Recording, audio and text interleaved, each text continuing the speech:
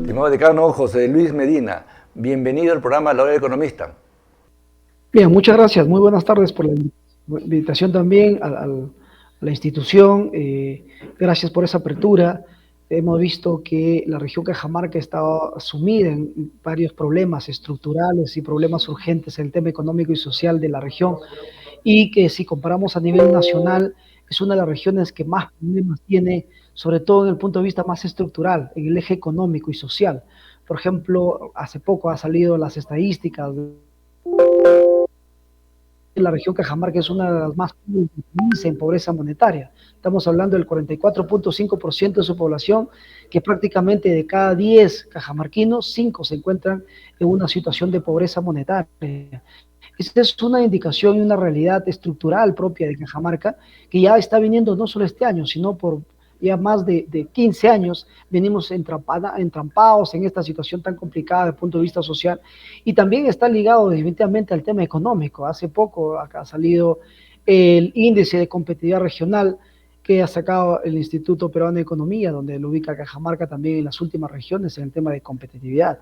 Esta situación también está reflejada, sin ninguna duda, por todos los problemas estructurales que tiene Cajamarca, por ejemplo, en el tema de la baja productividad de sus sectores económicos de la región, como el caso de la agricultura, de ciertos tipos de servicios, de la manufactura, del tema de turismo.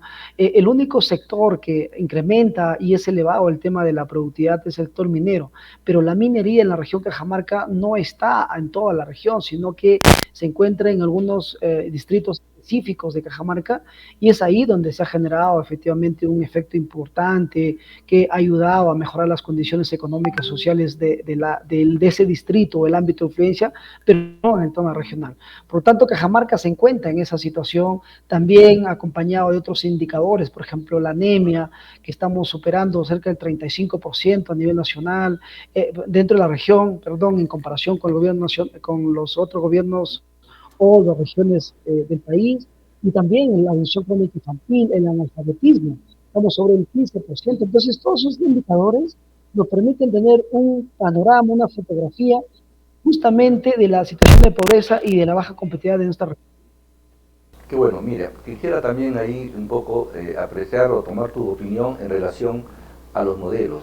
Por lo que tú nos describes, los modelos implementados, digamos, desde hace 15 años, como te venimos escuchando, no han tenido un resultado positivo en la región de Cajamarca, por lo menos, ¿no?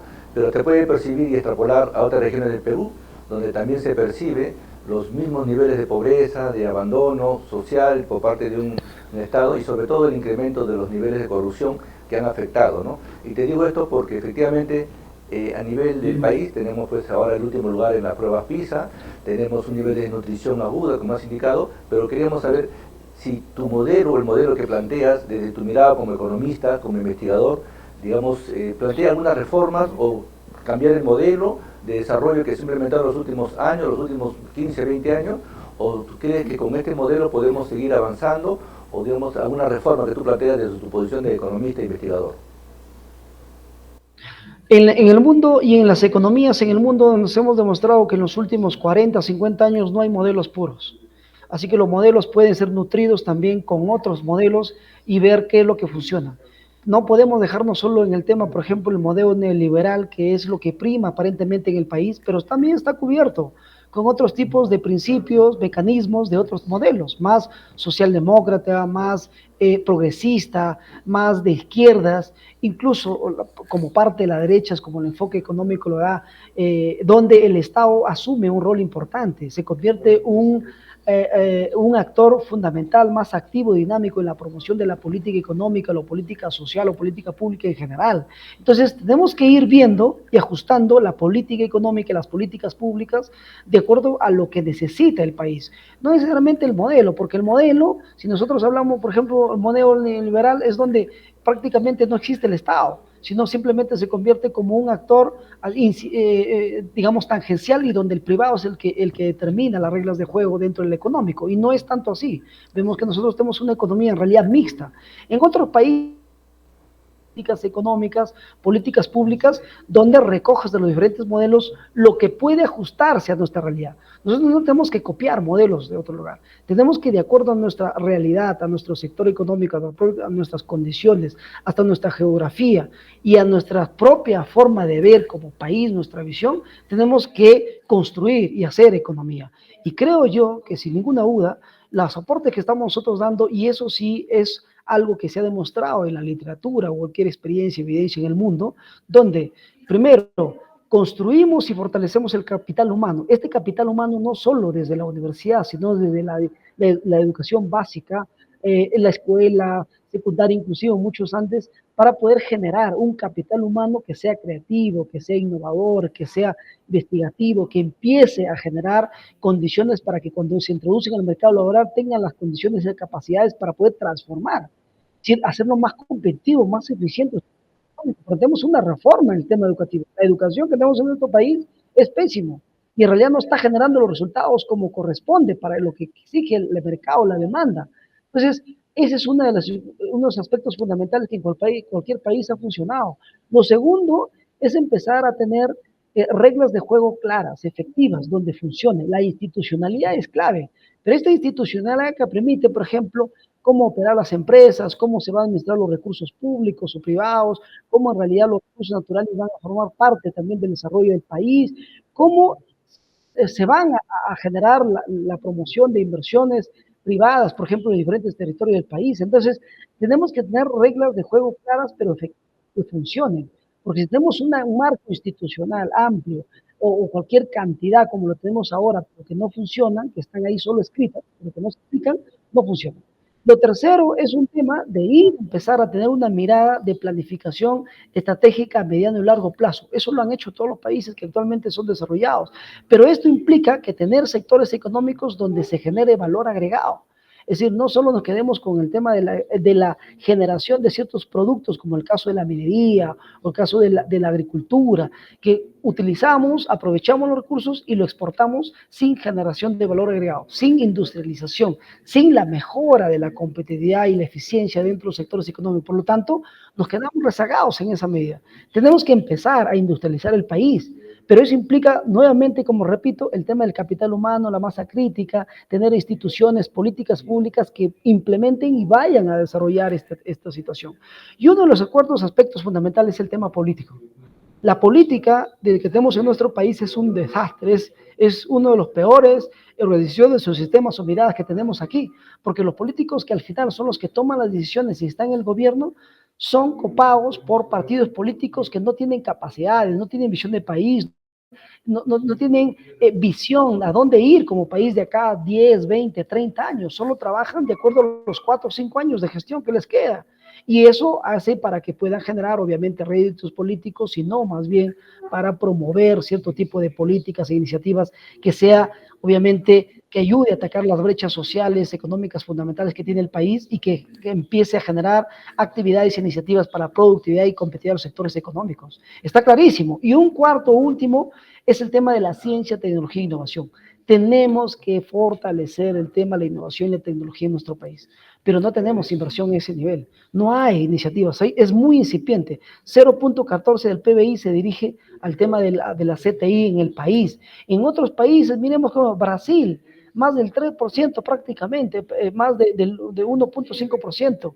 Tenemos a Europa, más del 3%, Corea del Sur, Japón, entre otros países que en los últimos 20 años han dado un salto extraordinario. ¿Pero por qué? Porque han invertido en ciencia, tecnología, innovación y sobre todo han invertido en su gente, en las capacidades, en construir una masa crítica o un sector cualificado, obviamente, que vaya orientado hacia los sectores económicos para que de esa manera se pueda tecnificar.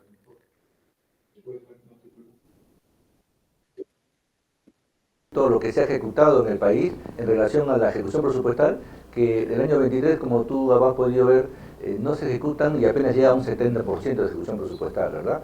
Además, no considera que el tema es un tema de valores, de, digamos, presupuesto se destina, pero también, según el informe de la Contraloría, en Cajamarca, en Puno, en Ayacucho, en Cusco, se observa altos niveles de corrupción, que está cuantificado además, porque el informe es cuantificado. Sí, sin ninguna duda, es un tema...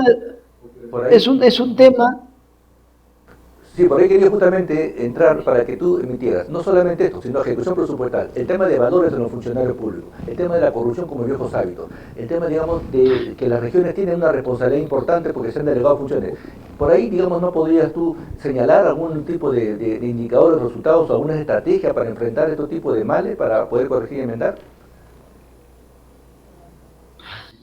Sí, sin ninguna duda. Lo primero que tengo que reflexionar más allá de la cantidad de inversión pública que pueden desarrollar el gobierno regional y locales o el nacional es el tema de la calidad de la inversión pública.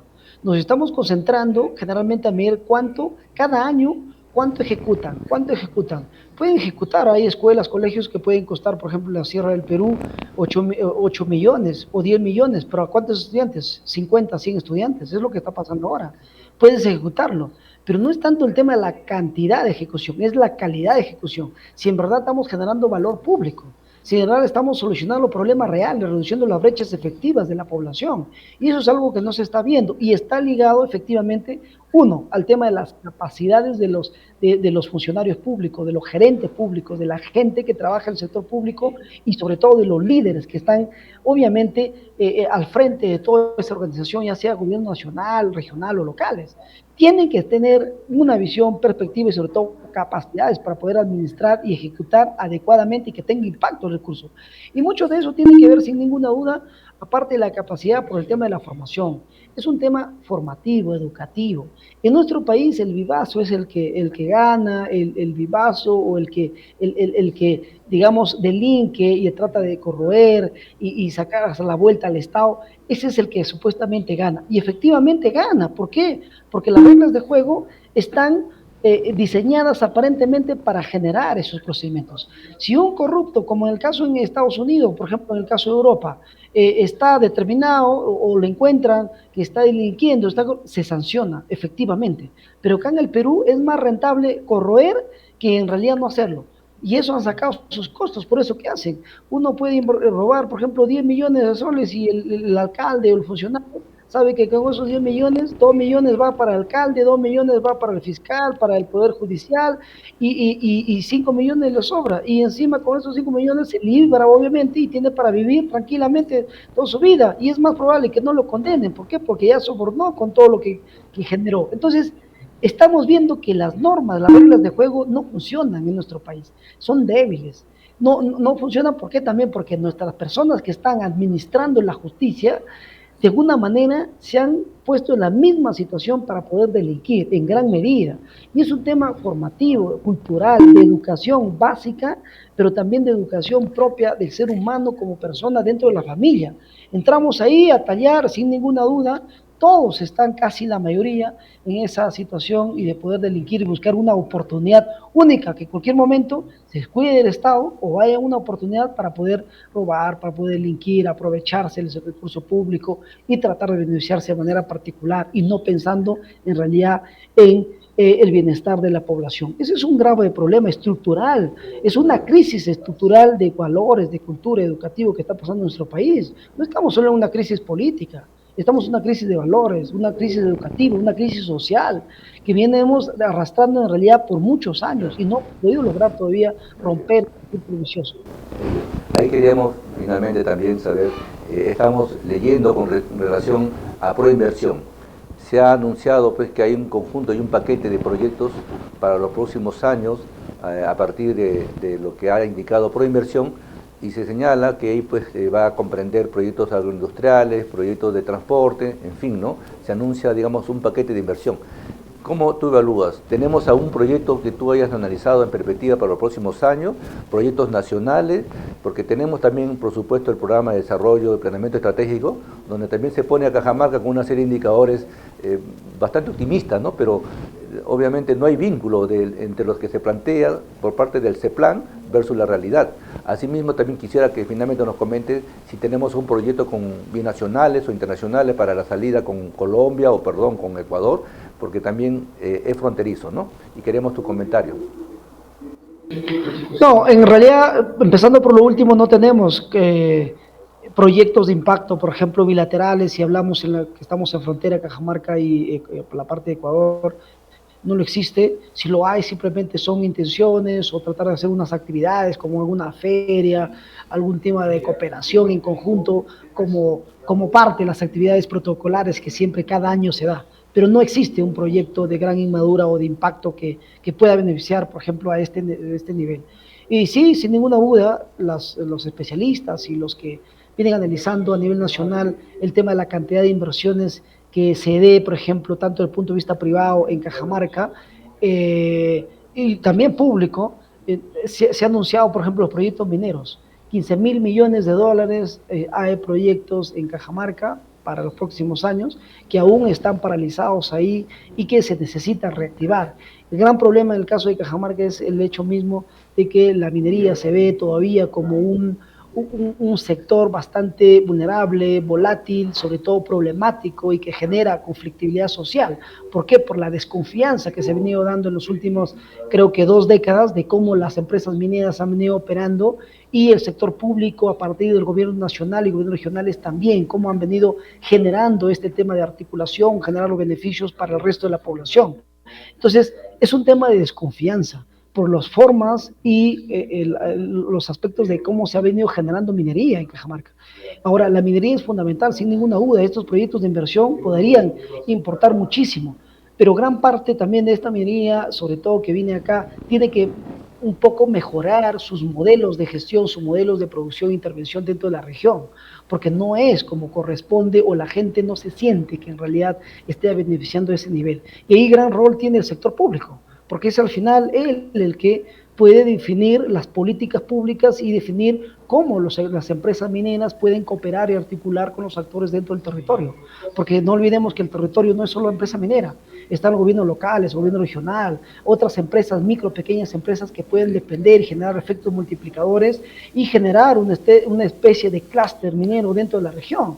Pero no se está viendo desde el punto de vista político, ni social, económico, el tema de generar e impulsar la minería a ese nivel.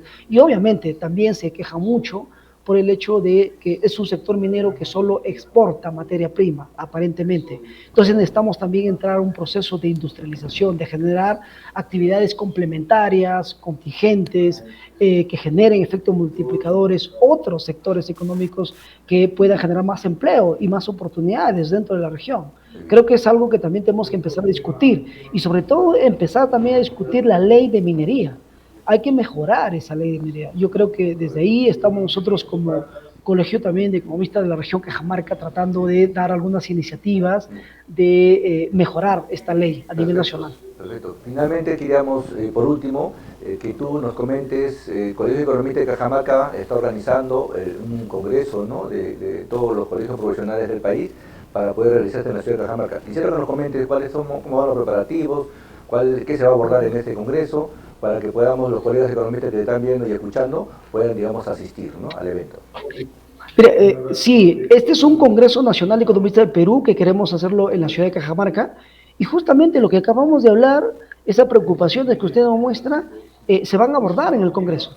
El Congreso se va a desarrollar del 2 al 5 de octubre, están cordialmente todos invitados a un espacio muy oportuno para poder conectar, crecer y sobre todo aprender en esta medida sobre los problemas económicos que tenemos en la región y que con este Congreso queremos hacer algo diferente, no simplemente que exista ponencias y poder recibir, aprender desde el punto de vista académico, sino que a partir de las ponencias queremos también acompañar con otras actividades como por ejemplo paneles, mesas de trabajo, talleres, concursos de investigación, todo esto que pueda generar un resultado final que es una agenda donde se establezca algunas medidas y recomendaciones de política económica para cómo mejorar la economía del país. ¿Por qué? Porque al final es una convención de economistas del país y que una vez que nos reunamos, pues aquí en Cajamarca salga este documento oficial para poder presentarlo ante nuestras autoridades, tanto públicas y privadas a nivel nacional, y decirle, esto es lo que los economistas